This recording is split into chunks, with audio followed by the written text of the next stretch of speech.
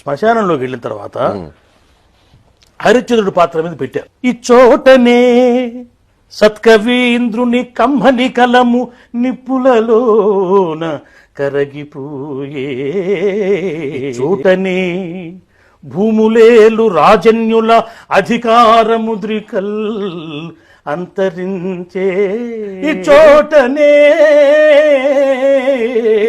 లేత ఇల్లాలి నల్ల పూసల శౌరు గంగలో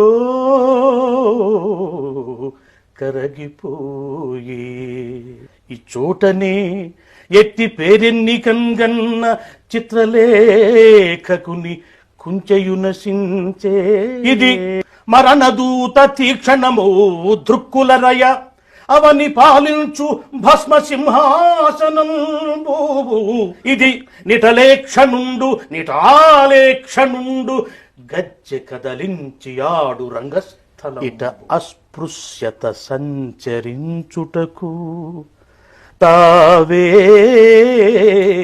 లేదు. మెండైన బ్రాహ్మణుడు మెట్టుభూమి ఒకటే, చండాలుడు పోయేది ఇక్కడ. ఇంతుందా శ్మశానాన్ని గురించి? కానీ ఈ తరానికి ఎవరు చెప్పాలి ఇవన్నీ? తెలుసుకోకపోవడం వాళ్ళ దురదృష్టం, చెప్పకపోవడం పెద్దల తప్పు. ప్రభుత్వం వల్ల ఏమీ కాదు. అది ప్రభుత్వం అదొక బ్రహ్మ పదార్థం, అదొక బ్రహ్మ పదార్థం అంతే.